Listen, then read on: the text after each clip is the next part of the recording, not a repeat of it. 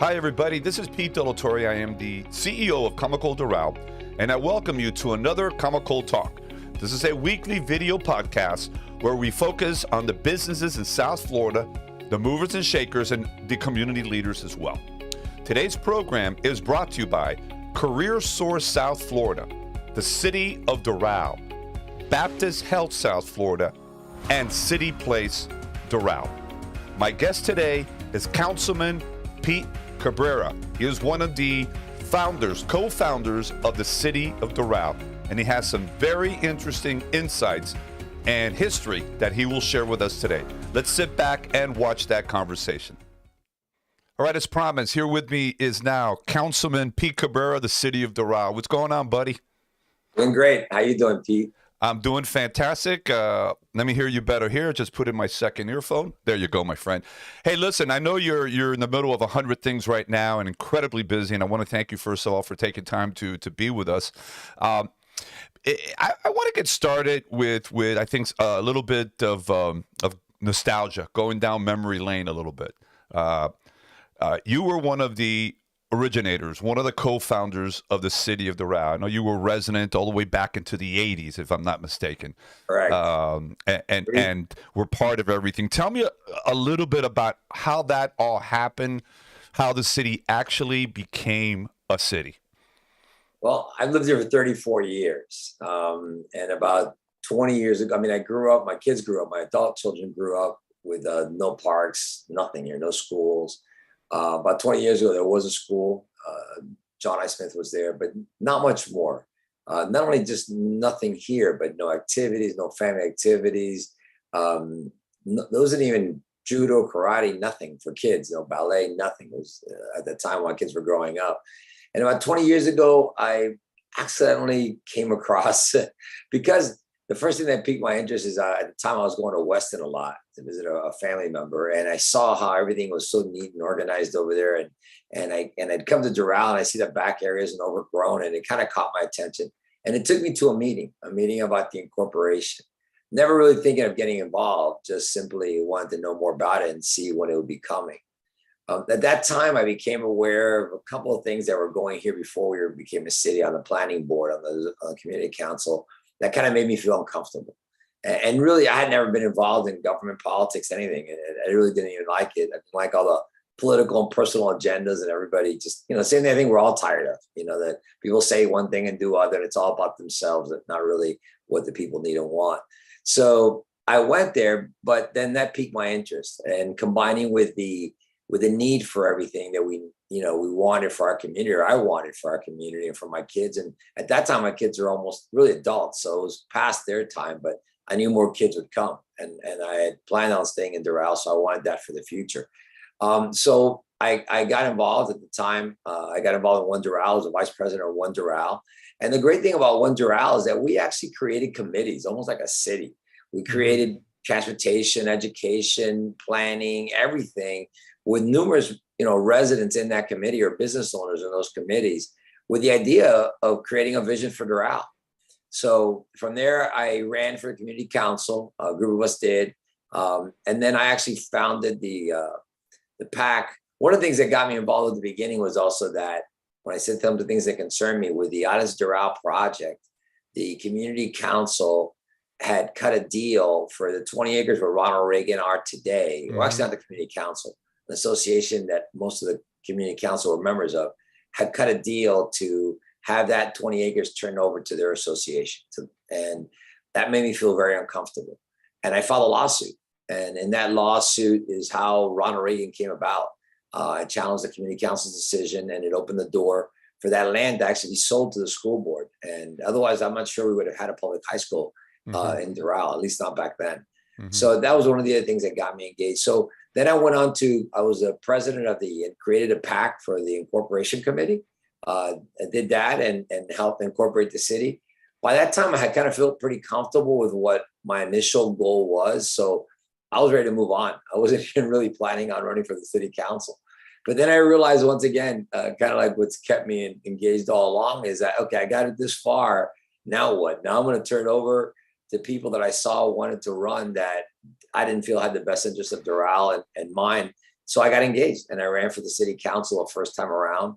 And it all began. One of the things that made it very easy for us to accomplish a lot was that since we had really created the vision prior to getting on the city council, a group of us, we just took off running.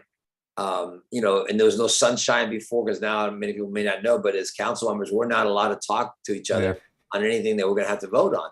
But since we had already created that vision before we started Doral, we were able to take off running. You were one of the early pioneers too, when I remember reaching out to you when we were thinking of starting a chamber of commerce in Doral, mainly focused more also on the mid to larger companies. And we did that with the Doral Business Council a long time ago, and you were the first director of that. And then the journey began. Along the way, and 20 years later, we have, or 19 years later is going to be now in June, we have this amazing city that's the envy of many. We have the second lowest millage in the county. In spite of that, we have $80 million reserved in the bank after having built 8 parks, city hall, police station, police training facility. And we've come a long way. Back then, we used to have 1 police officer patrolling this whole entire region. Yeah, it was 20,000 residents, but still, I mean, you used to call police, and if it was an emergency, they'd show up in about an hour. And if it was a non-emergency, they showed up in about 3 hours by the time you left already, because it wasn't worth waiting for it. So. It was the story of whatever happened was irrelevant at that point. It was. So co-compliance literally was absentee. So, I mean, to me, it's a great honor to have been part of this whole process. And obviously I've learned and gained a lot of knowledge along the way. I mean, I'm a businessman. I've been a businessman since I was 19 years old. I've been in my own business that I've had for 38 years.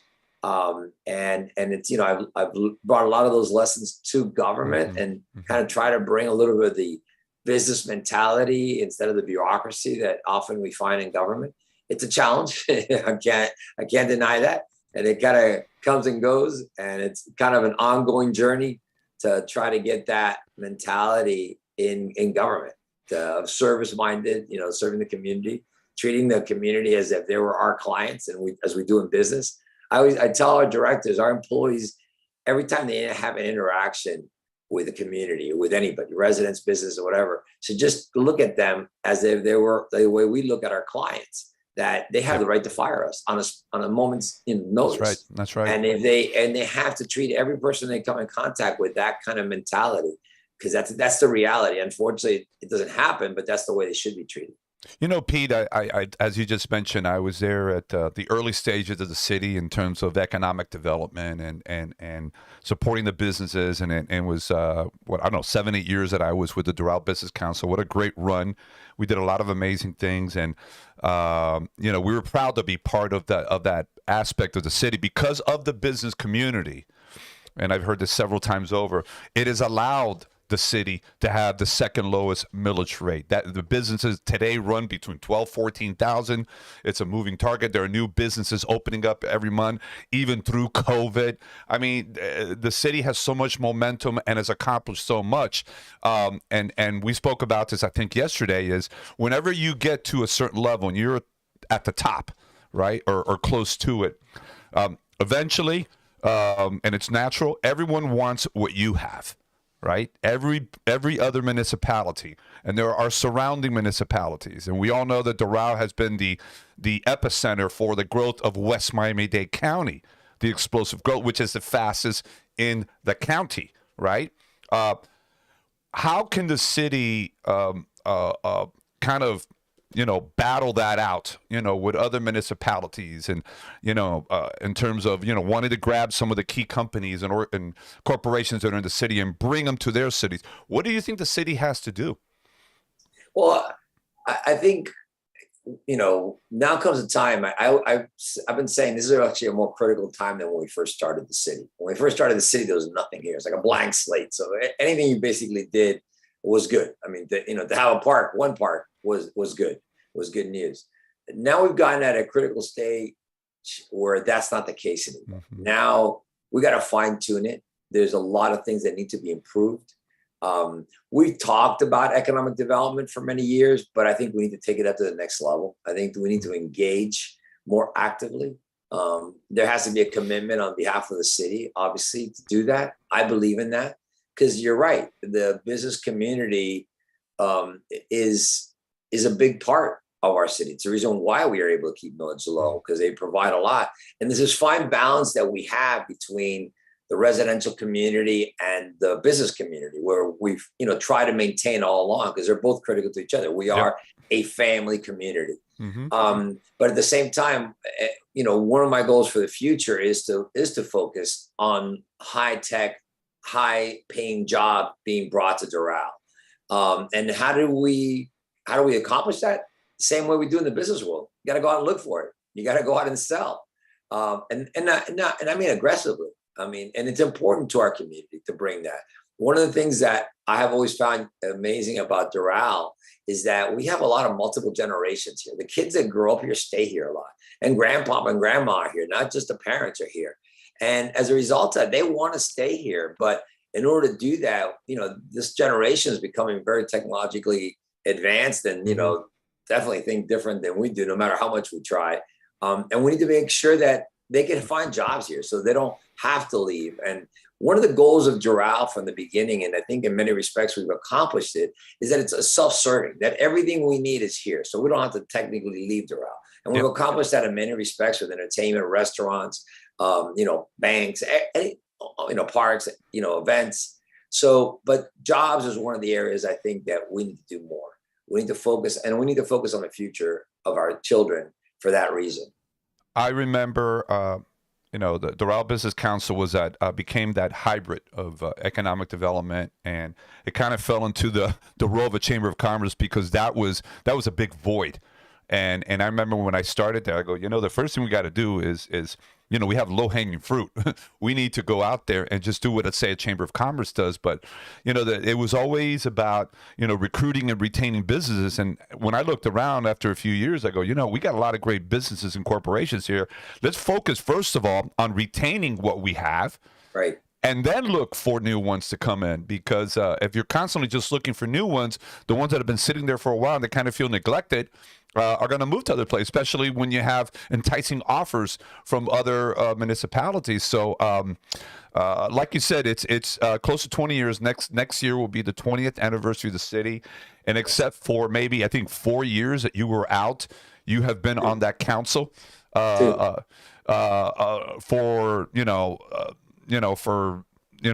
almost the entirety of the city, along with the mayor, J.C. Bermudez. So, what message do you have for the businesses that are in Doral? There's small, medium, and large. The majority, again, are still small business, which is Miami, which is South Florida, which is a country. How do you think that the different levels of businesses can or should work closer together?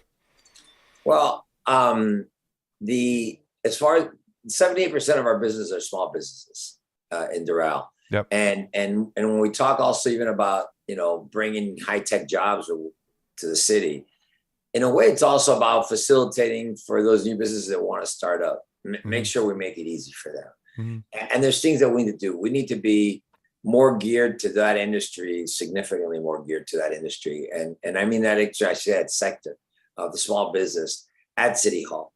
We need to have, and we need to get to one of the greatest challenges. It's not that we haven't tried, but one of the greatest challenges is communication, getting the word out.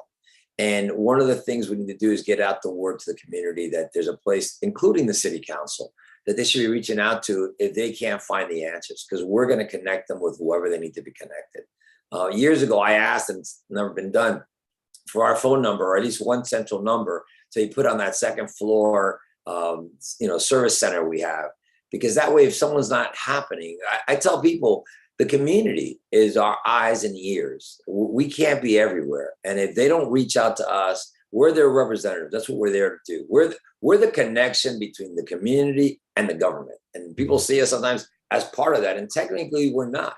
We're the middleman. We're the ones that are there that are like the board of directors that's watching out for the stockholders. Yep. So we're there to make sure things are getting done.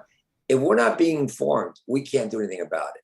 And every time I find something out that makes me feel uncomfortable, I just think of how many other situations like that happen that I don't know about.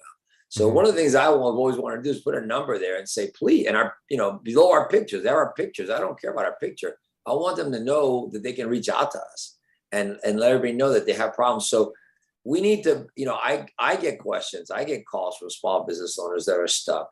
And it goes to what you're saying. It's not just for the new, but for the existing. I've heard some complaints from major players. I mean, I'm talking about major clients that have left because when they got to the city, the planning department or whatever department to find out answers, they weren't getting them. And then they decided it was just easier to move on. And we've had challenges this year with the permit process, and we're trying to get it fixed. We introduced a new software a year ago that has created tremendous problems for us. That needs to be fixed. That cannot continue the way it is. We need to be the best as we were at one time, and we are not there right now. We need to get back there because permit process is very important too. If you want to stay here, I had a major, and I'm not going to say who they are, but I was actually on vacation. I was on a cruise in Europe when I got an email from a business owner, existing large business owner here that I was not familiar with, that was doing an expansion. And on the new expansion, they were spending $100,000 a month on rent. And they had been in standstill for a couple of months.